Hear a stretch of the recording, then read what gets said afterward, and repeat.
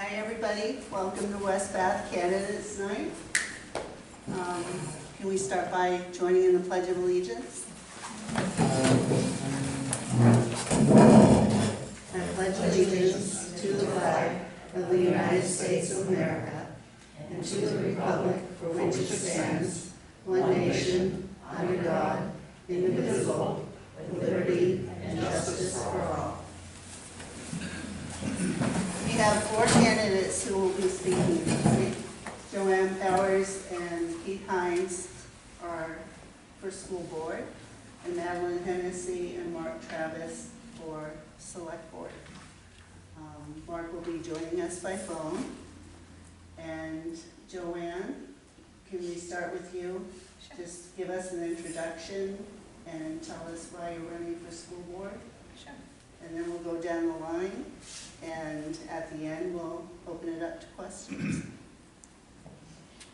Good evening, I'm Joanne Powers. I'm running for my 2nd term as a school board member. I'm a teacher in the Bath school system. I've taught over 30 years. Some things that I'm pretty proud of that we accomplished during my 1st term is we submitted 3 budgets. 2 of them were during a global pandemic, so we were really dealing with a lot of unknowns, and we tried to make sure that we didn't create any financial hardships for the taxpayers. So I was proud that we were able to do that. And this past year, we negotiated a teacher's contract. Sorry, I didn't want to take that away from you. We were on the same team, so he did too.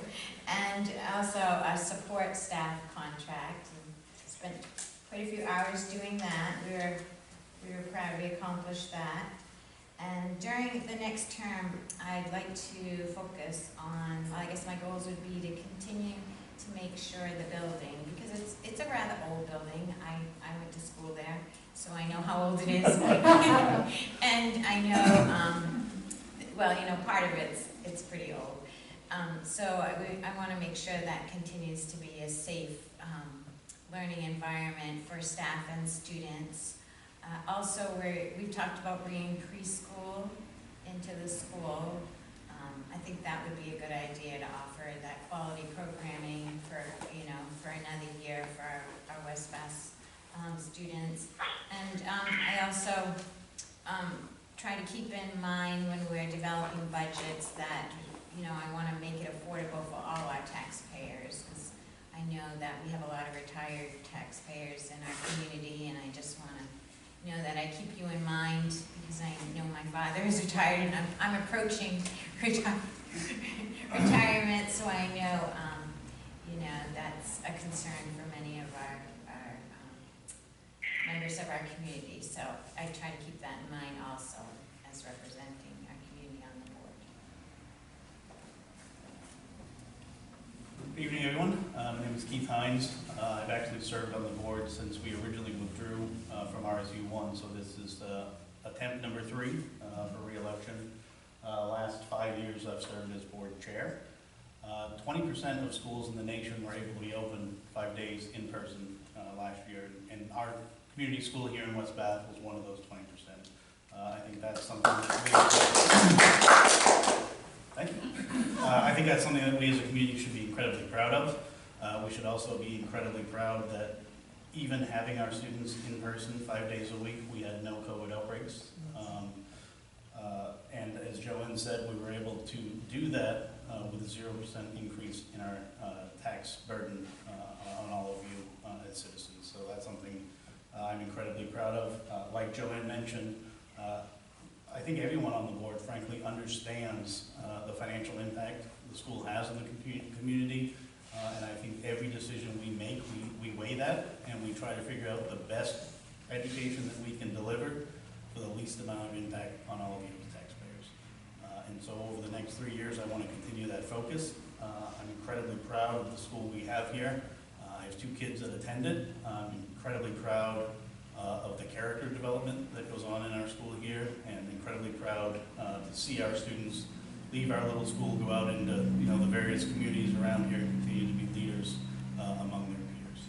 So I want to continue to make sure that West Bath remains on the map and continues to deliver outstanding quality education for our students.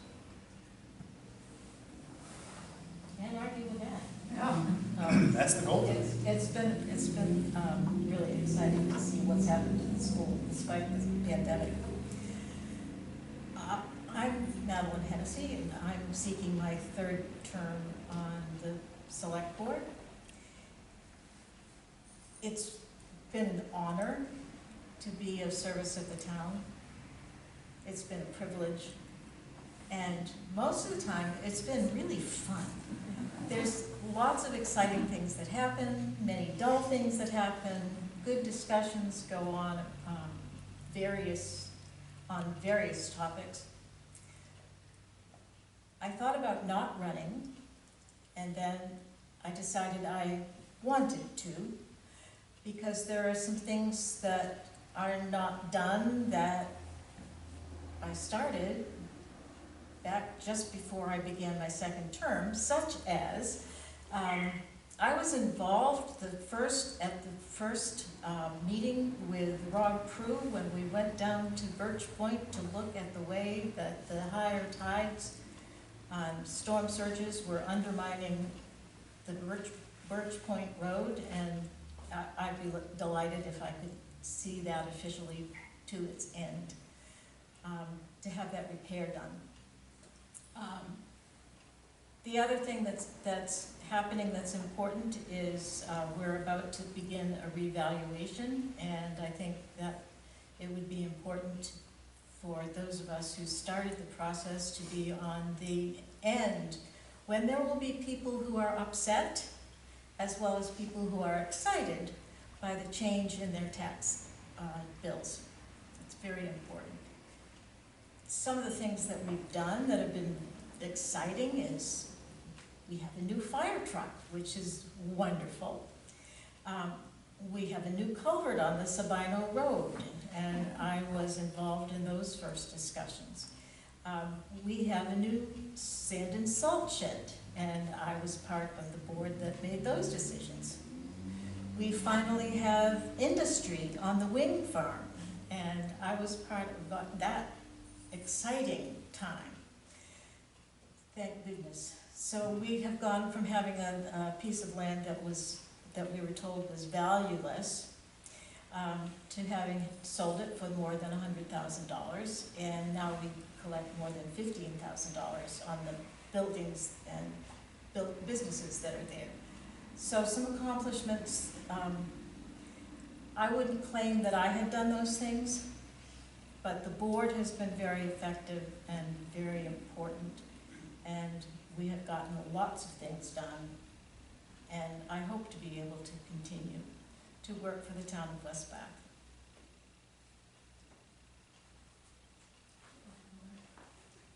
Mark, do you want to give a statement?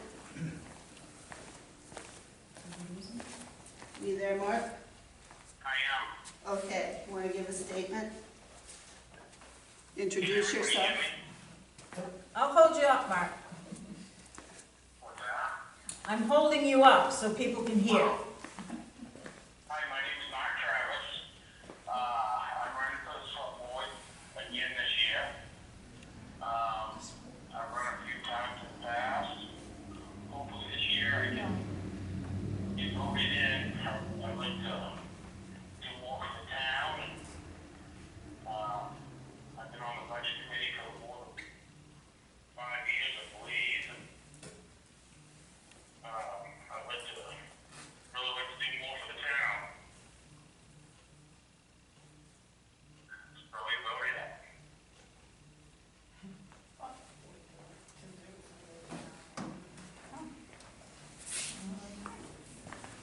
Okay.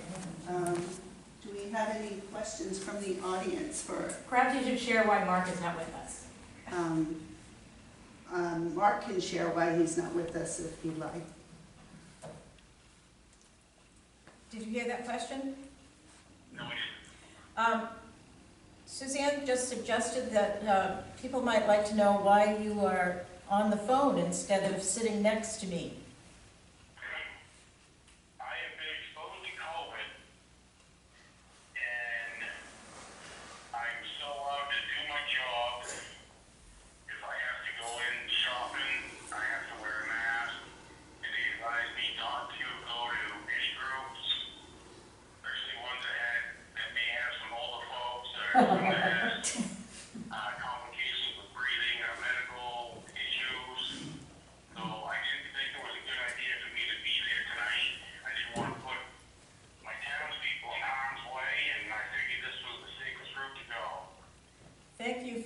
consideration.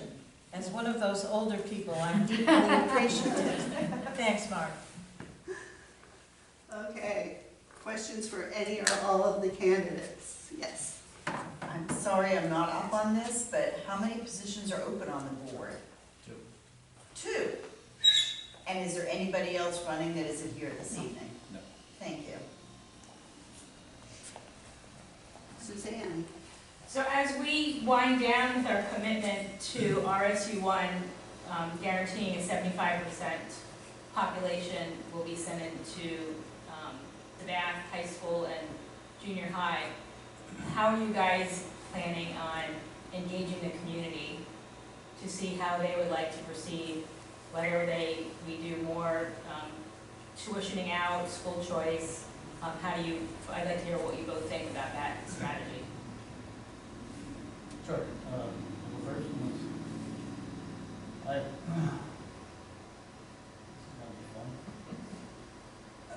Sorry.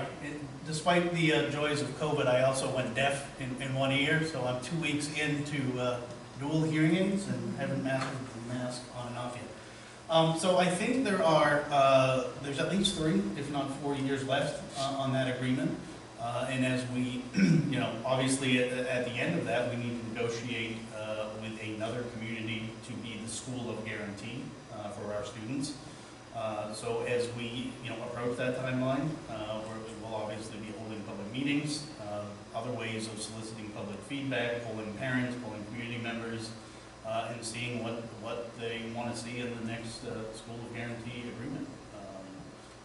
I am optimistic that no matter where we go, it'll free up even more opportunity for folks in this community to have greater school choice. I believe just last night we were discussing the population, the number for K-12, and I believe Emily said there were 120 students from West Bath that were in grades K through 12, and I believe she said 18 students were out of district. So it seems like, I know not all of them get that choice, but it seems like the majority are choosing to attend Bath. And I don't know if you've been able to see the new high school, but I've had the opportunity, and it's a beautiful learning place. And the new voc programs, they've added some programs for the voc school, which the kids are really excited about. I know I read in the local paper that students are choosing the vocation programs, which is really good to know. So I think parents and students have a lot of good choices in the area. Yes. I'd like a perspective, just because I'm curious about, as our school board, what, other than renegotiating a new contract with some school district for our tuitioning students, once the students leave our delightful elementary school, what effect do you have as our school board in their education at wherever they go? I don't know how that works, and I'm just looking for information. Can anyone hear me if I just leave the mask on? Just speak up, there's a refrigerator going back there. I hear it. Yeah. So, obviously the greatest impact we have is paying their tuition bill. And with that, I feel comes at least a party to a conversation with the decision makers. We don't, ultimately, we don't get to tell their board what to do or what curriculum to put forward. Especially throughout the pandemic, Emily Thompson has done a tremendous job building really solid relationships, with the superintendent of RSU1, superintendent of Brunswick. There's a lot of collaboration that goes on with those 3 parties. So, informal influence, I guess, would be the best way to say it. And then certainly, for our students of need, we're actively involved in their IEP programming and those sort of discussions. Yeah, I was just going to add what he education plan. Emily is still involved in their education. But if it was a student that just, how we term a regular classroom student, it would be still up to the principals and the administration within whatever district they're going to. One other very quick question. Keith, you've done a great job as chair. How do you get to be chair? Does the board elect you? They do. Okay. So they're like, so what, do we see any interest in any other district in collaborating and change, so that we change our association so that our students automatically go to their district? Or is that something that we have to initiate, and is there any feeling that we should be looking somewhere else? You know, when we first left RSU1, looking at it purely as a parent, I don't know that I agreed with that decision in the moment. Now that we are our own standalone district, I think it's the right place for us to be. It allows us to truly get back to the roots of local-based education, and I think we're seeing the impact that our students are having on our community by being able to do so.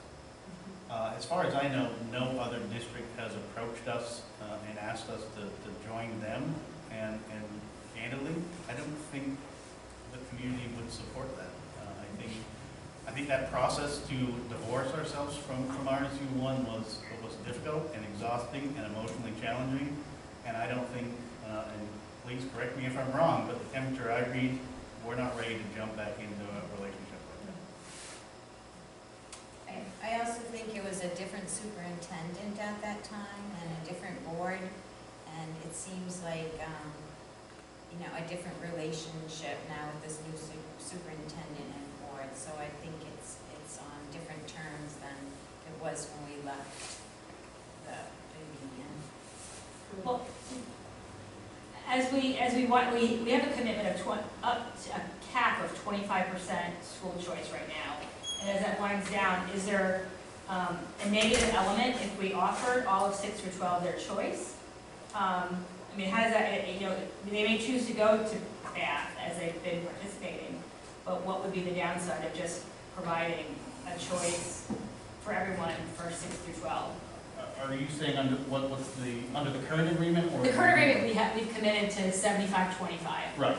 But that winds down in 3 or 4 years. So, is there a downside once we exhaust that commitment to just allowing our students to have full school choice, which they may choose to go to Bath, but they can go, in theory, wherever they'd like to go? Yeah, I think under the law, we have to have a relationship with a school that says, end of the day, yes, we'll take your students, and I think in order to get that agreement, we're going to need to promise some amount of funding. Maybe it's 50% instead of 75, maybe we get lucky and it's 40%. But I think there's going to need to be some level of commitment, frankly, so they can budget and plan and know what sort of revenue they're going to get. And certainly polling the community with what their intention, they'll know what their intentions are, and that should certainly help Sure, absolutely. design the plan, whatever it ends up being. Absolutely, but we also need to take into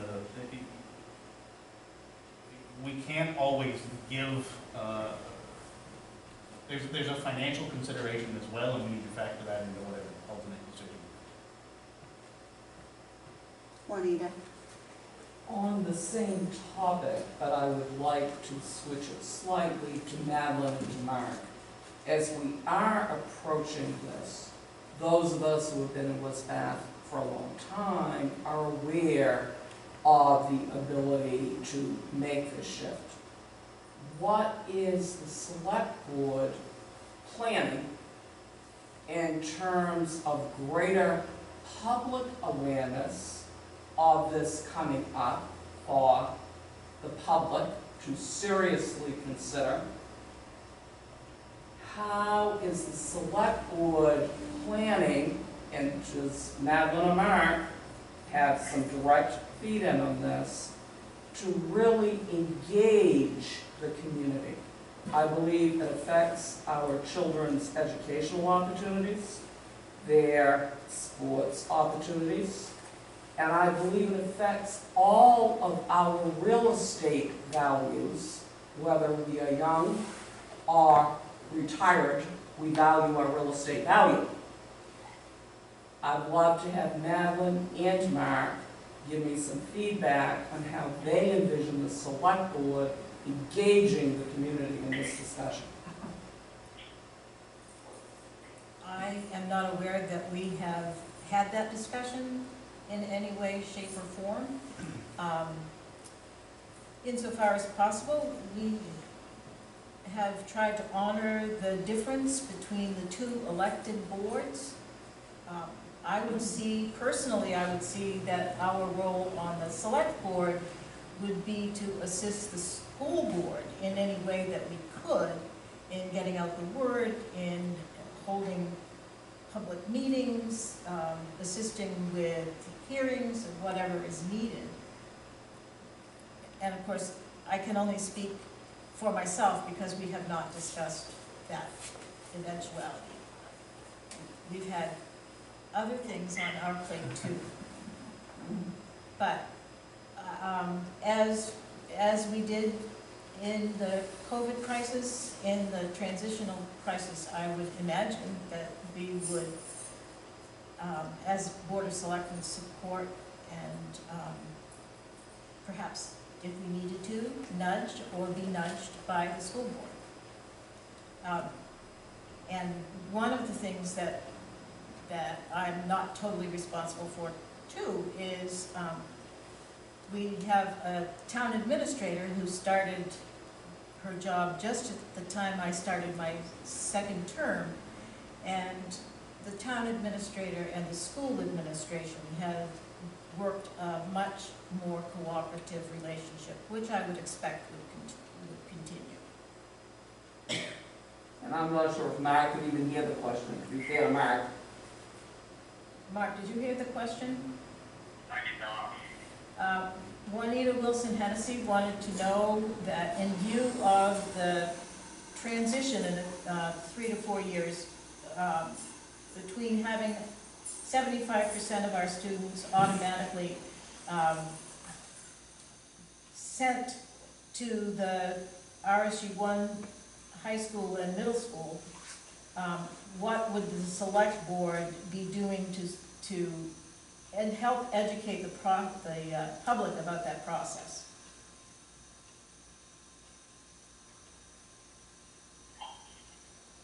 I really didn't understand the question. I'm having a hard time hearing on speakerphone.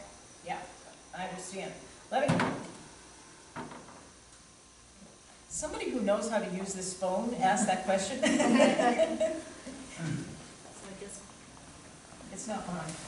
Because it does leave me out. Yeah, Yeah. I'm not sure, put the case up, I guess. See if that's a little bit more helpful. So, to summarize the question, The question was, how is the select board planning to assist in the transition when 75% of the students are no longer sent to RSU1 schools? Is that, That's fair. Engaging the public in the discussion. how would we as a select board engage the public in the discussions about what happens next? Well, like, where are we gonna send them? Yeah. Is that the question? How would we let people know, I think is the question. Do you think that's the question? Yeah. That was my How question, would you solicit yes. the public's feedback, and what engagement activities would the Board of Selectmen take to help sort out that question? Well, we would have to figure out where we could send them, I would think. And I think we'd have to go to a vote for the town. You know, I'm not real sure how we would have to go about that, but I feel we would have to have some options before we go to the townspeople and say, you know, this is the option, this is the price.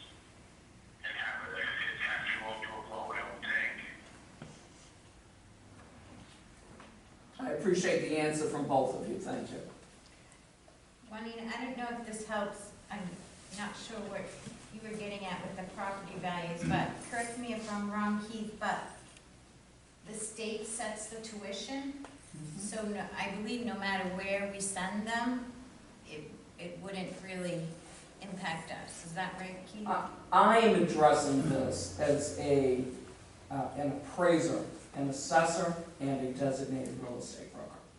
My observation of real estate trends within West Bath All right, I see. was a significantly reduced market exposure once we were fully clear of RSU 1. And once the local element for education was firmly replanted and reblossoming, that the time of the market was significantly decreased, values were climbing, and this was in the quote-unquote family sector of our real estate market. So if you're looking to purchase or if you're looking to sell and downsize, it was in a market that was very influential here in West Bath. I found it very positive. Okay, I wasn't sure where you were going, but now that makes sense. Thank From you. that Thank you for helping me to perspective. express it with greater clarity. I Thank didn't know you. if you were concerned that would, wherever they went, might cause an increase in taxes, but I believe. Just the opposite, Okay. actually, but thank you for helping me to Okay. clarify. I agree with Juanita, it makes us a very marketable entity, and our costs seem to be, in our mill rate, sufficiently affected by how we're running our schools. I view it as a real positive, and thank you for the answers. I just wanted to ask, where are we in terms of the teacher's contract? Is that renewed every year? And what kind of a raise were they given? Understanding, the pandemic changed everything. And you mentioned the support staff, Joanne. Who is that? Sure, and Keith, you could help me with some of that too. I believe the teachers' contracts are 3 years, and we usually start, in the year before, so we have time before the contract expires. So there's teaching staff, and then the support staff would be like ed techs or secretaries. So they're 2 separate contracts. And the state did require us to set the base salary at 40,000. I think it's 37.5 this year and then Right. 40 next year. So we haven't had these guidelines before. It's usually negotiated between, the school board and the teachers. So we had to set these guidelines. So if you change the base salary, that's going to impact everybody's salary, according to that base salary. But I think we negotiated a fair contract, we went back and forth, and there wasn't a lot of language changes in the contract, so we felt it was fair and compared to most of the districts, in the community. Did you set the base at the state suggestion We or had higher? to. Yeah, no, we had to. Actually, I think because it's a 2-year step, I think we went a little bit higher than base this year, so that next year's Yeah, increase would we be did. less. And what's the retention rate for the staff there? I don't know the percentage off the top of my Lot of head, turnover. but in 6 years that we've been our own district, maybe 3 teachers have left. Sound about right? Well, it's hard because it's such a small school that some staff cannot be full-time. So some teachers might start out and be grateful to have a 3-day-a-week position, but then find, a full-time position. So all the classroom teachers are full-time, but some of the other positions, like art, music, PE, we just can't, with only K through 5, just can't, keep them the whole week. So that often causes people to go elsewhere. Thank you. But there's been teachers there that my daughter has had, and she's 30 years old, so I'm retaining some of them. How many students do we have in K-5? We just asked Emily that. She said it's under 100. So I'm not. At 100 and 120 outside. Yeah. And how was that compared to last It's down about 7 from last 7? year. 7. Yeah, but Now, the flip side of that is 6 through 12 is up 8, Yeah. so the net gain is 1 in terms of a budgetary impact. How many students do you have tuitioned into West Bath? I don't believe we have any at the moment. Okay. We have in the past. That ended last year, 1. Well, we had some carryover negotiating that agreement, but we also had some that were just paying to come to West Bath. I don't think we have any this year. Okay. And what about pre-Ks? How would that impact the budget and the space we have in the building? Space is always a concern in that building, and frankly, it's why we haven't done it yet. It's something we've frankly been talking about for 6 years, but we haven't been able to because of space. The hope is that the time will come where we graduate out 2 5th-grade classes and don't have 2 kindergartens coming in, and at that point, we could bring in pre-K. We currently have 12 students attending pre-K that the town pays for in community centers. So was it how many, 12? I think it's 12, yeah. Okay. Yep. How does that work? How do they get chosen, or is it everybody who's pre-K who applies, or what? I don't know anything about that. Yeah, so it's similar to how we do the tuition. We put a notice saying now's the time to apply, let us know if you're interested. And as best I can recall, we've never had to turn anybody away. We've always budgeted for 12, and we're right around that number every year. And do they have a choice of wherever they go, or do you have? We have agreements with the YMCA and with Head Start, and those are the 2 programs that we use. In the past, we used to use the Children's Schoolhouse in Bath, but they're no longer in operation, so we just started the 2 centers. I think that's what started our conversation. There was the closure of one of the preschools in Bath, and we just thought that was limiting the parents' choices now, so we're taking that into consideration and bringing them into the school. I want to just ask one other question for clarification. I've heard people say that 75% of our students go to RSU 1 and 25% can go somewhere else. If I remember what was negotiated 6 years ago, that we had to guarantee 75 each year to the RSU 1. And then that allowed anybody above that, if they wanted to apply, to possibly go somewhere else and have a choice.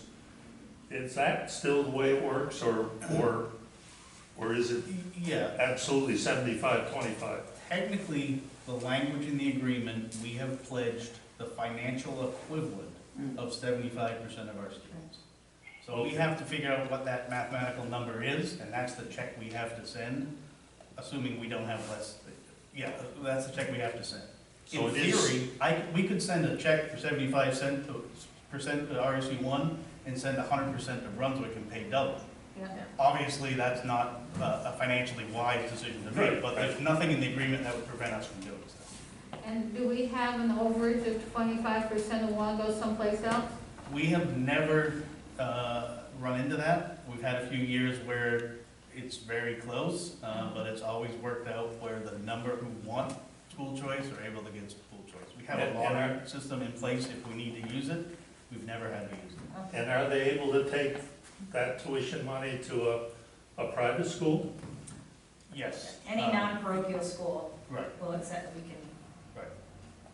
Now, what they receive is that state mandated tuition rate. If the school they choose is greater than that, then they have to pay it. Yeah, sure, Yes. but they get that chunk of what the town supplies, they can take it with them if they're in that above number.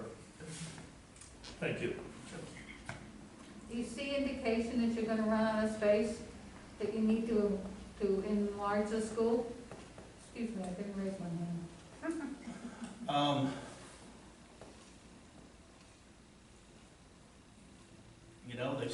Frankly, there's been a ton of houses built Yeah. in West Bath in the last couple of years, and so, yeah, it's theoretically possible.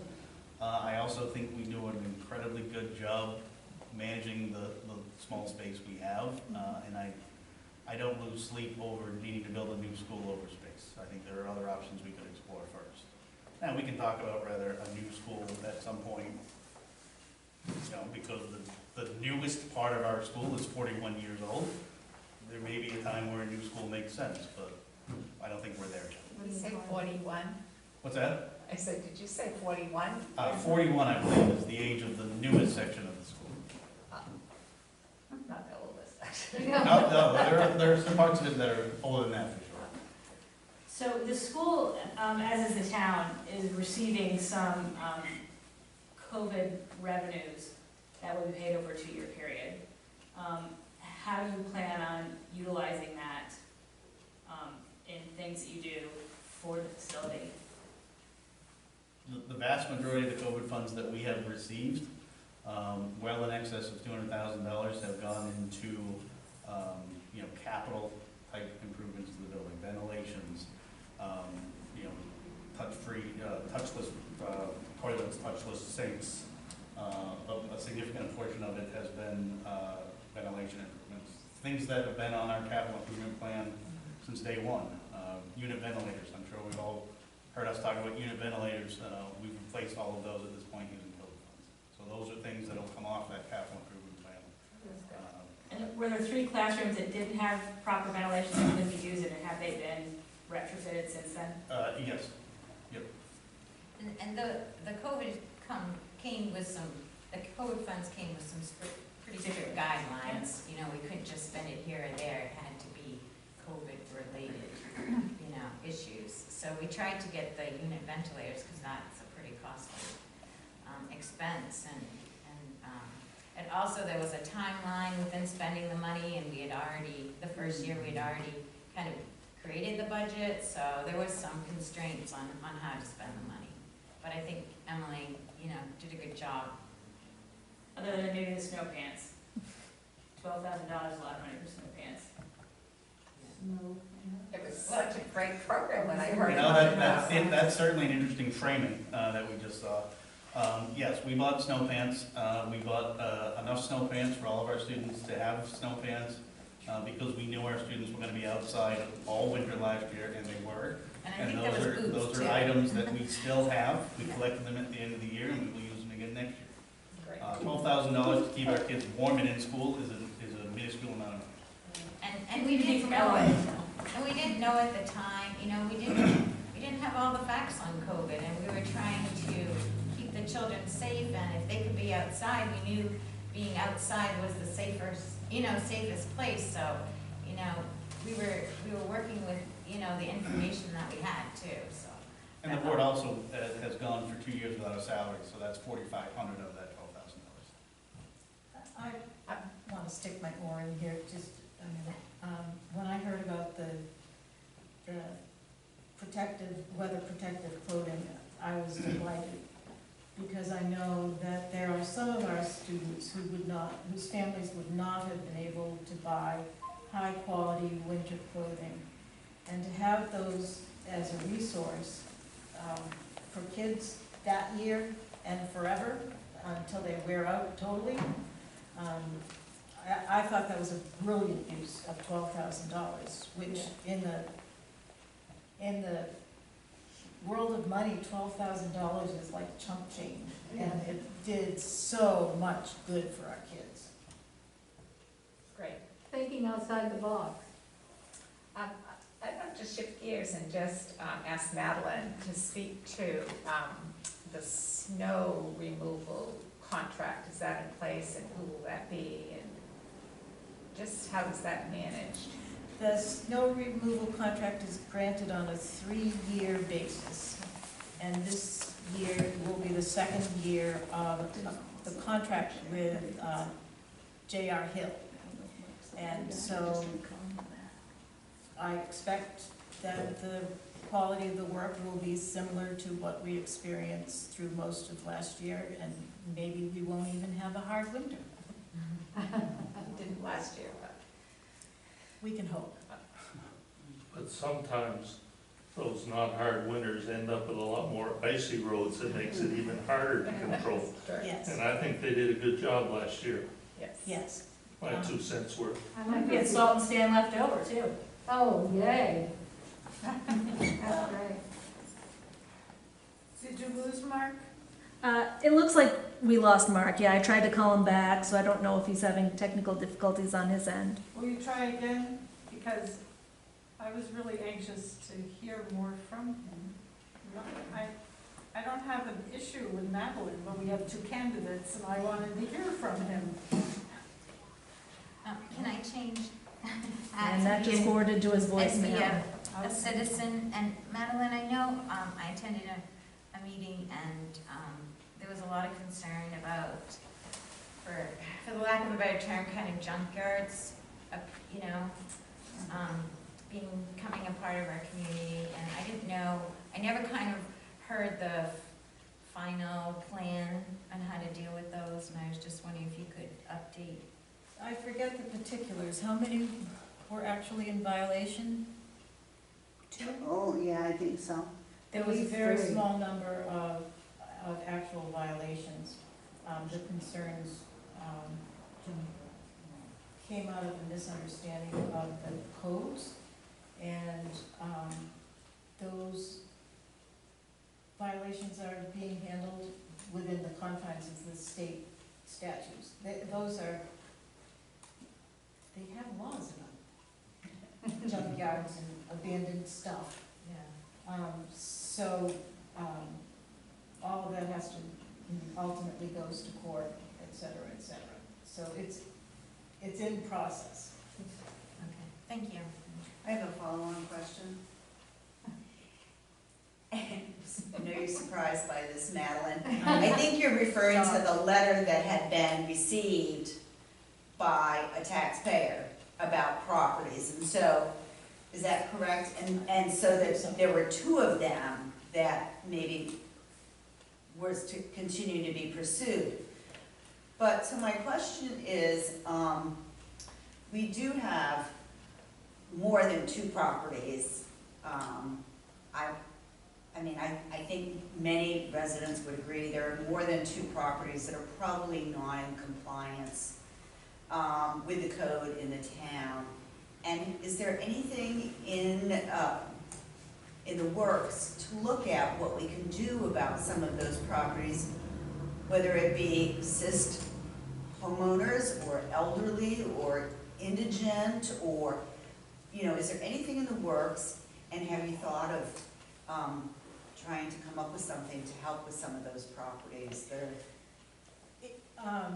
The land use ordinances are being reviewed. We are looking at the comprehensive plan. We're also, there are state statutes that we have to adhere to. It's going to be an ongoing issue because people have different opinions about how everybody's backyards should look, and what public presentations there are. So there's lots, I'm sure, over the next 5 years, there's going to be lots of discussion about this, and part of that will be part of the discussion in the comprehensive plan, I'm sure. But you're not aware of anything, or you're not endorsing anything at this point to take a look at this situation? What I'm aware of is that Jonathan is working as hard as he can on all of the code enforcement things, as well as all of those building things that are happening. He has a lot of work on his plate, and he's just one guy. And his part-time job means that when the fire alarm goes off, he has to leave whatever it is that he's doing and go answer the call. So a follow-on question for that is, and something I've been thinking about, because I do believe he's got a lot on his plate. Has there been any discussion, or would you endorse some discussion of having an assistant for him to help with the administrative, take some things off of his plate to help? The town is growing, we're building homes, you know, sometimes maybe it's time for us to grow also. Of course, I think the select board is always open to discussion, and I'm sure that growth and what that means is going to be part of the comprehensive plan. The comprehensive plan process also does include futuring about staffing needs, and all of those municipal concerns get discussed in the process of doing that comprehensive plan. And then out of that, then the appropriate recommendations are discussed, appropriate ordinances are drawn up and refined, and then everything will be ultimately voted on by the citizens of the town of West Bath. So as a selectman, would you endorse the possibility of adding to our staff to help support things like all of their tasks they already have, and additional work that's been going on for Mr. Bean and that sort of thing? Would you support some growth in the administrative support for our town? I would probably seek the recommendation of both the code enforcement officer and our town administrator, and I'm rarely opposed to people having help at doing what they need to do for the town of West Bath. So I hate to make promises about things that I haven't heard yet, but that's the sort of thing that deserves discussion and should have discussion. Thank you. How does the reval process affect these properties that are not being kept up and are out of compliance? That I have no idea about. Juanita, do you have any idea? The only reason she asked me is I'm a certified state assessor. The reval would have no influence over anything linked to either local or state codes.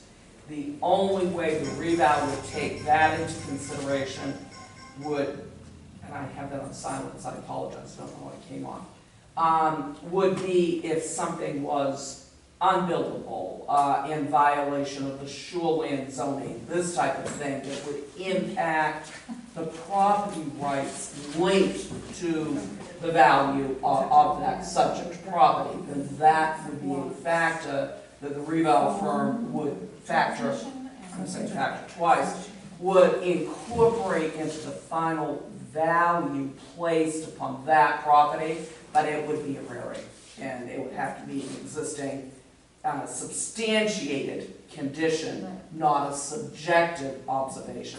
Is that a fair answer? Yeah, that would be my guess, but I don't pretend to be an expert on assessing, although I took a 3-day class once. Is there a time frame for when this reval starts and ends, and, you know, is the person hired? Or? Soon, in 2 years. Do we have a specific date? I mean, I think they've already begun, the company that we have contracted with has already begun their preliminary work. And do they just stop by, or do they make an appointment? Well, Christine, do you have an answer to that? They said they would reach out to homeowners. Because they come inside as well, right? As walk around the property? Right. Right. If they're allowed access inside, they will enter and, you know, do an assessment of that space. But Not that I would, but- if the property owner would prefer that they don't enter the property, that's okay too. They're scheduled to start, I believe, July of 2022, correct? Right. So I have a problem with the people who don't want you to access their home versus the people who allow it. Because I happen to know one situation where you have no clue what's going on inside the house. And it's, I'm sure, undervalued. And I'm sure they're not going to be available or allowed one to come in. Now, does that happen often? Do you have any influence on anybody? Or do we just have to sit tight and just say, okay, fine? Peer pressure. Okay.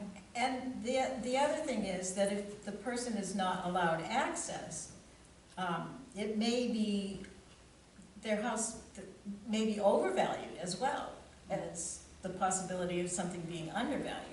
It's to everybody's benefit that they allow access to the assessing company.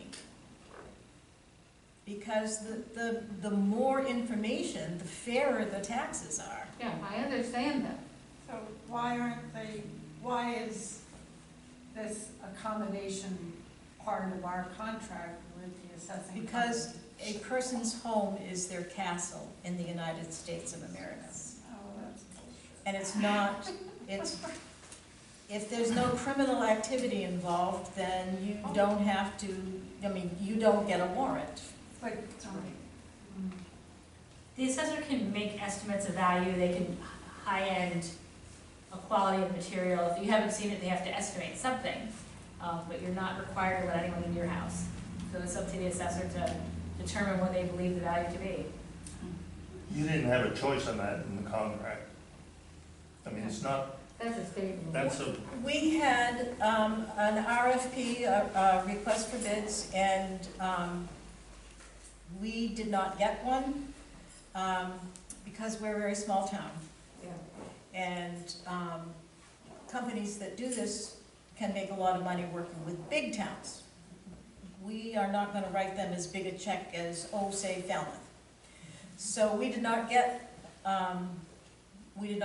the bids that we thought we hoped we would give. But fortunately, with Christine's experience in town administration, she had contacts. And she was able to make contact with a smaller company that seems to have been glad to have our business and know small coastal towns with theoretically high real estate values. So they're familiar with our kind of place. So that's the advantage of having a town administrator with experience. But we also didn't, the reason why we're starting in July is that we didn't have, the seasonal homes that were closed were not granted access, not because they just were closed, locked up. So we're starting it pre-closure and certainly can focus on those assets first and then go to those that are occupied annually. So there's some that were just left off the map that now we can take a look at. There is a review or a process still with this company, right? If I think they have information incorrect, or that they've valued it way too high, there was a process, I'm remembering, that you could go and plead your case. Yeah, there's an appeal process in every And there's always the availability of a request for an abatement. And so, their word is not law. and do you know how long you expect the process to take? A couple of years. Will there be a finish date established? Is there one? The valuation will be effective as of April 1st of 2024. Okay, great, thanks. So when you receive, is that right? Now I'm second guessing myself. It goes 2023, excuse me. So 2023, your property will be valued as of April 1st. Okay. And so when you receive your tax bill that year, there will be a new valuation. And hopefully a comprehensive plan as well, all in So July. So it's next year, If we can pull that, yeah. to June 23. it is 2024, you're right. Yeah. So 2024. it'll be as of April 1st, 24, 2024, and you'll get your tax bill in October of 24, and that will be the first time you see the new values. right. But do you vote on a new mill rate then before those tax bills come out, or do you after, or how do you do that? The select board assigns Assign? the mill rate Oh, when they do the commitment. yeah, okay. And that has, by April 1st, the work will have been completed Yeah, so that the tax bills will be based on the current valuation for the whole town. So that is likely to change. So the mill rate will be more or less accessible, Right, because we can decide what it is. yeah. No, but it's apt to change. Yes, town valuation goes up, mill rate goes down. Yeah. You need to spend a lot of time publishing that idea. Yeah, it's kind of an interesting formula. Yes, exactly. But a house has to be completed before it's completely taxable too, so the new bills that are happening, that you're seeing, aren't necessarily affecting this year. It's all at the value as of April 1st. Madeline, are there things that the board is considering at this time that are going to take a lot of capital investment that we haven't, or, you know, do you have intuition about our future as a town? Are there things that people are thinking about? We're gonna need capital investment, we're gonna need to raise the mill rate. We always need road work. Yep. Our roads were built for the 19th century. We never quite caught up to standards in the 20th century. We have, anybody who's lived here more than 20 years knows we have incredibly more traffic than we used to have. It's bigger and it's faster, so that pounds on roads. We know that a lot of work is going to be needed on the Birch Point Road. Otherwise, there'll be people who won't be able to get home. We can't allow that. The Austin Road, with increasing tides, will be submerged, perhaps in a storm surge. So that will need to be taken care of. But I don't anticipate any other things with municipal spending. We try to keep that as close to the bone as we can, in the same way that the school has. We all pay those taxes. Yeah, but our taxes haven't gone up for a long time. Yes, and that was also, that was about, when Christine started to work and started to look at all of the little puddles of money that we had here, we discovered we had an unnecessary surplus. So with careful management of the budget, by both us and the school board, we have been able to keep the taxes at the 10.5 level. Can't promise the that. investment committee too. Yes. Oh, yeah, Been a and big part of that. The investments that we made with the RSU1 settlement money also give us a cushion and gave us a nice head start for the fire truck, for instance. So that, the people who manage that for us are pretty awesome. You have something more to add, Mr. Weir? Yeah, I just wanted to comment on the fact that the selectmen have thought about this for some time. And when that RSU settlement, the lawsuit settled, they got rid of town debt. The town is debt-free. They established, through deliberation with the citizens of the town, a long-term capital fund that would be managed to handle surprises that we might get. And I happen to be asked and honored to serve on the investment committee that sort of looks over that long-term capital fund. And we, for instance, spent $350,000 or $370,000 on the new salt shed out of that fund. But slowly, at a small piece every year, we're building the fund back up. And there's an upper limit to how far we can ever build it. But it's always there to handle surprises. Not very many towns in Maine have the kind of financial security that West Bath has. And it's not just that investment committee and that long-term capital fund. It's also what the budget committee's done over the last years.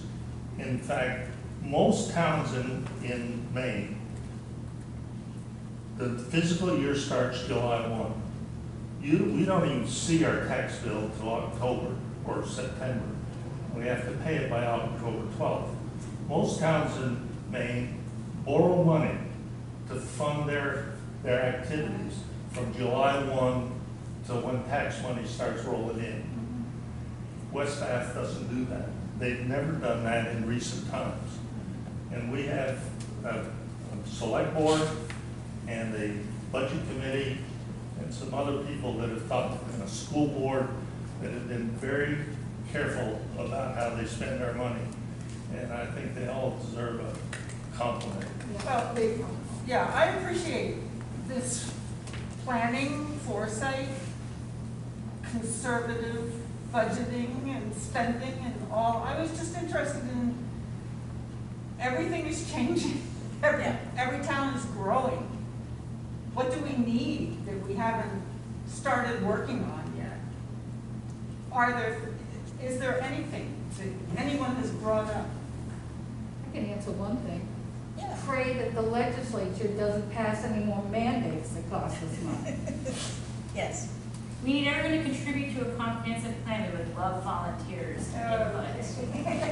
Right back out. Yeah, no, well, I don't, it's not that I know what's going on or what would be good for the town. I'm just curious, what is the buzz? You know, what do we need to think about in the future? I think one of the big things that we've talked about with Peggy about is broadband and internet access for all of West Bath. There's still some spots where you can't get that, and with COVID and our kids, it's really showed that that's an area that we're really falling down in, and something that we really need to improve, and that's, we have started a committee. And I just want to point out, in the interest of true modesty, I was not on the board when the wise decision was made not to disperse that extra money in the year that we might have done that. Peter Osaretko, Paula, why is her name escaping me at the moment? And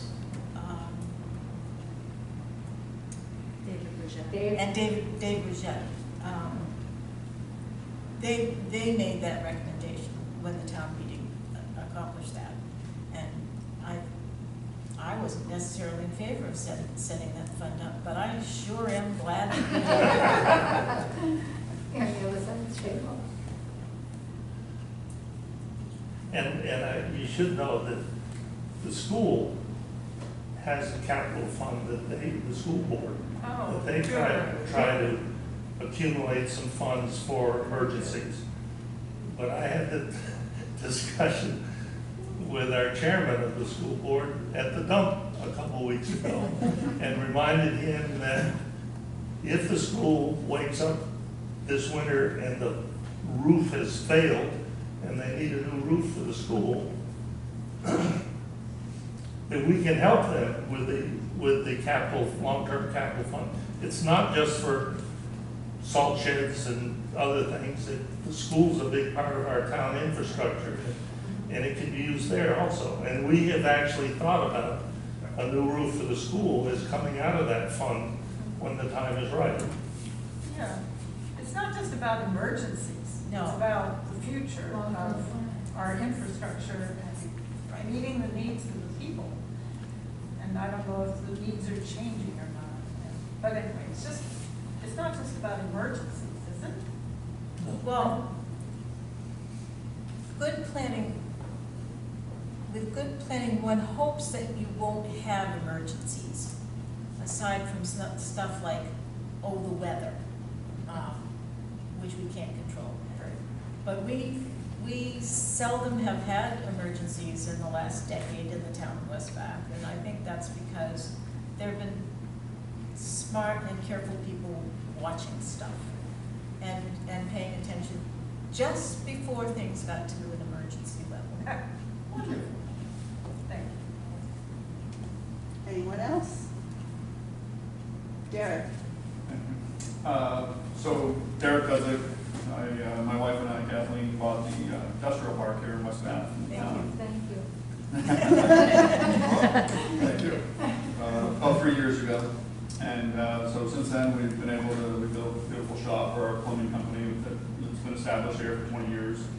And we live in the town as well. And we are currently, a year ago, we purchased another company, and we're currently getting ready to build another building over in the industrial park. So we're occupying 2 lots over there. Very exciting times. We've had some interesting, I guess a couple people that are interested in some different things over there. And I've been through the planning board process just to kind of get a feel for them, from them. I'll say that the planning board process from a couple of years ago to recent is not nearly as pleasant. It's not encouraging business. Going through the first process was just, it wasn't that it was easy, it was just that it was pleasant. You know, when I went through the process the first time, there was excitement, there's a buzz, people are excited, we're gonna do something with this park, let's get this going. My most recent exposure to the planning board, and I appreciate all those people that volunteer, or I don't even know how they're elected or whatever, I appreciate their time. But from a business owner standpoint, a resident of the town, and then a park owner, you need to know that it's not a pleasant experience. And I don't know what can be done about it. And I'm sitting here, I've got my building permit for my new project and so forth.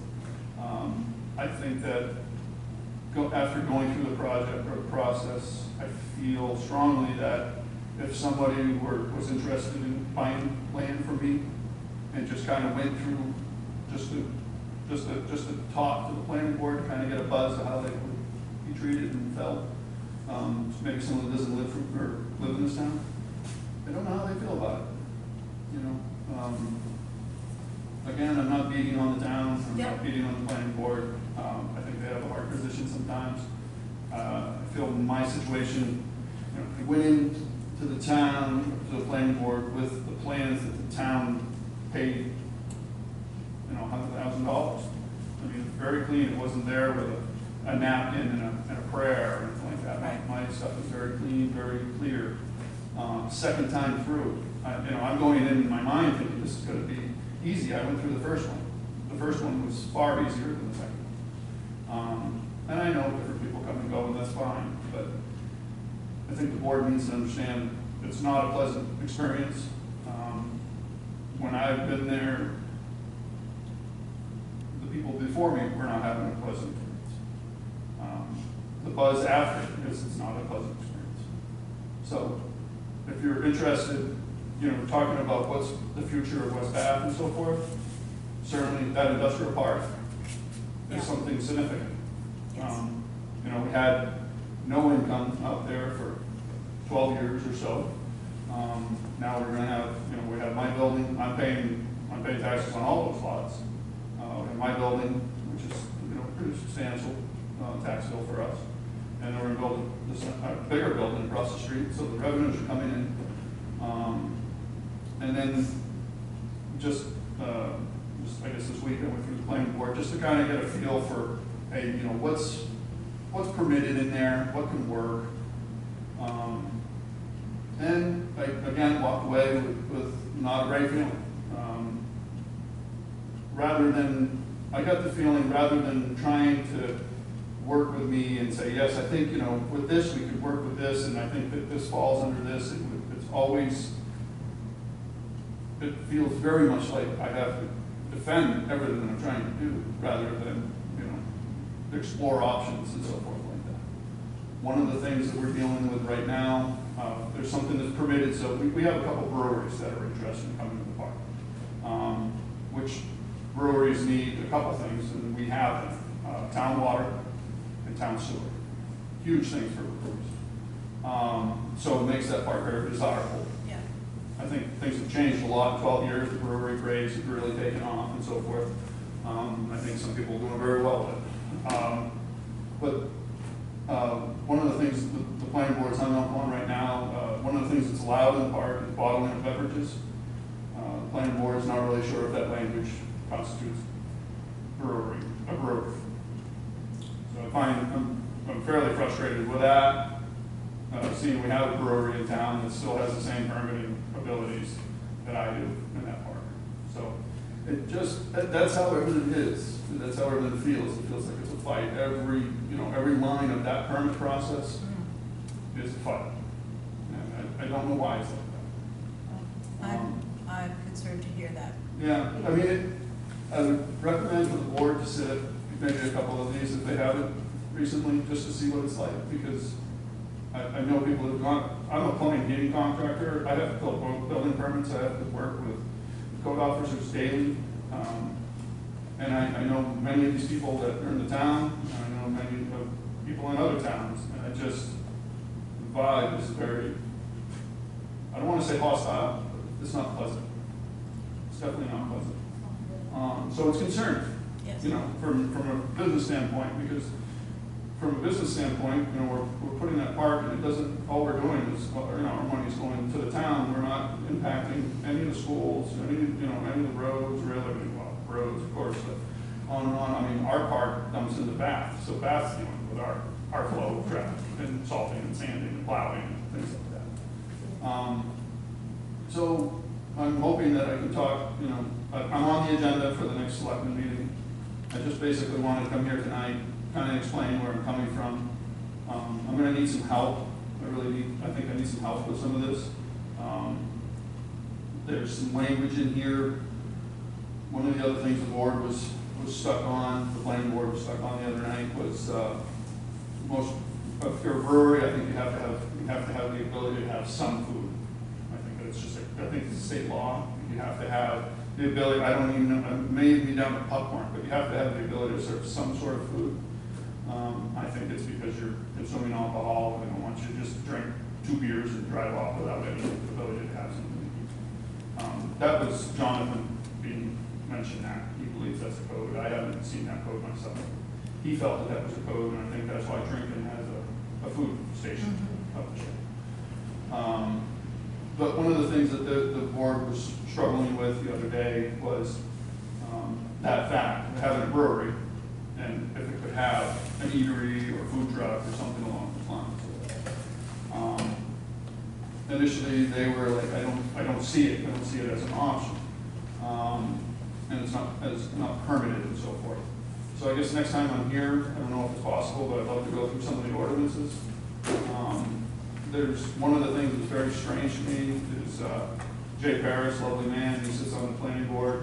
He was around when they did some of the ordinances for that park, with that park in mind anyhow. And because with the industrial park, we're a unicorn. You don't have another industrial park. So to be compared to another industrial park in town is not going to happen.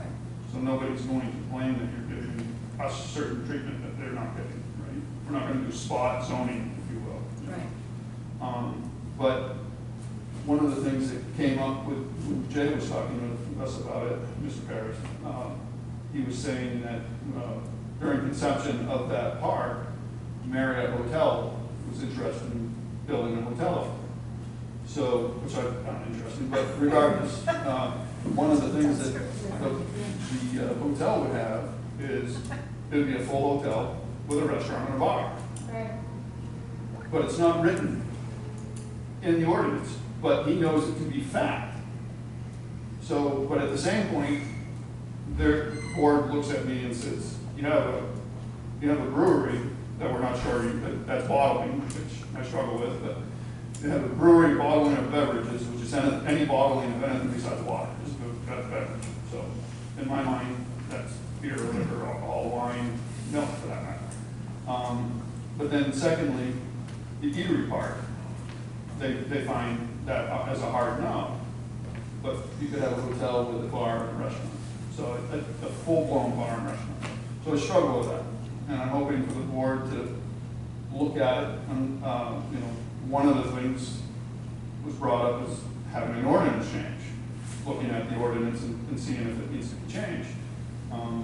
I think some of the wordage in the ordinances might be old and need to be updated.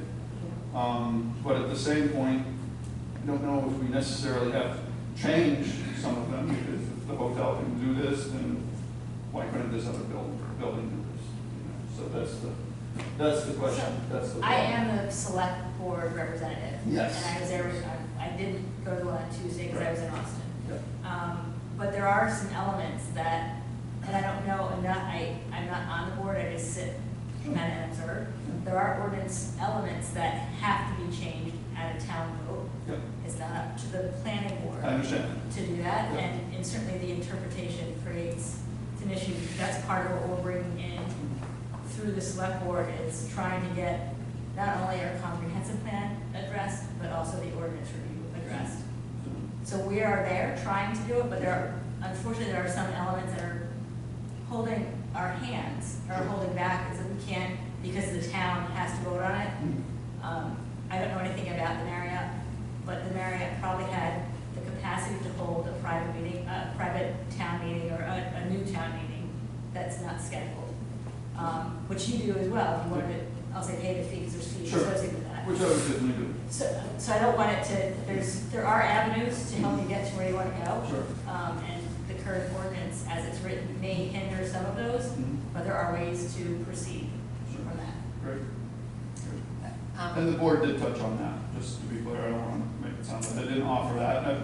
I asked that question, is, you know, how, if we're hung up on this wordage, this, I think it's out of date, but if we're hung up on some of this wordage, you know, how would fix it essentially? And it was explained. We're absolutely behind getting the ordinances Great. addressed. Could I just interrupt you to say, this is a candidates night, and I understand your issue is important, and there are other avenues in the town to explore that, and, you know, a brief synopsis or a whole discussion of ordinance difficulties, you know, your point that you found the planning board difficult, maybe something for the select board to hear, but, or the town to hear, but I'm aware that it's 10:07, and, you know, Joanne and Keith and Madeline, we're not asking them questions anymore about what they came here to discuss, or at least what I came here to hear. So I don't want to be rude and just stand up and leave, but I'd like to get back on target, if I can be blunt enough to say that. If there are specific questions about what these candidates are planning or thinking, or things most important, I think they've done a good job of explaining that. I apologize if I spoke out of turn. I was told that this was the right time to do this. I am on the agenda for next week, and for the 4th, I guess. Just wanted to get it out there. Basically, really wanted the selectmen to hear what's going on and kind of just have something to think about before I go through, rather than just kind of hit you cold like I am tonight. So, Well, it is part of what needs to be discussed in the comprehensive plan, and what industrial and business development is, of course, going to be part of that discussion. Truthfully, we welcome someone with a business mindset on the comprehensive plan. Yeah, I think the select board is meeting after this meeting, right? Yeah, And so we have a meeting after. maybe that was the meeting you. Oh, okay. I'm sorry if I Thought you were misspoke. at. I thought this is the timing. I didn't Yeah. realize you were going to go Oh, that. that's fine. So this is the select. So we can rephrase this, Madeline. Yeah. What do you propose that you would do to help make West Bath be more of a business-friendly community? I think one of the most important things we can do is look very carefully at the comprehensive plan and make sure that the ordinances are clear, that they're not subject to too much interpretation, and that businesses that are likely to want to locate in our one assigned industrial park are made to feel welcome at the very least, and offered help as they explore the possibilities. And that's the sort of vision that would be included in the comprehensive plan. And And then trying to live in a neighborly, community-minded way in which we are careful not only of what the ordinances are, but of the need for respectful behavior toward one another. And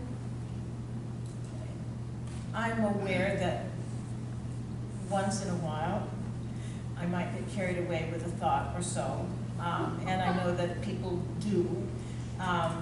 So some forbearance, but really try to make sure the Board of Selectmen appoints planning boards and all the other boards, so except for the school board, which the town appoints.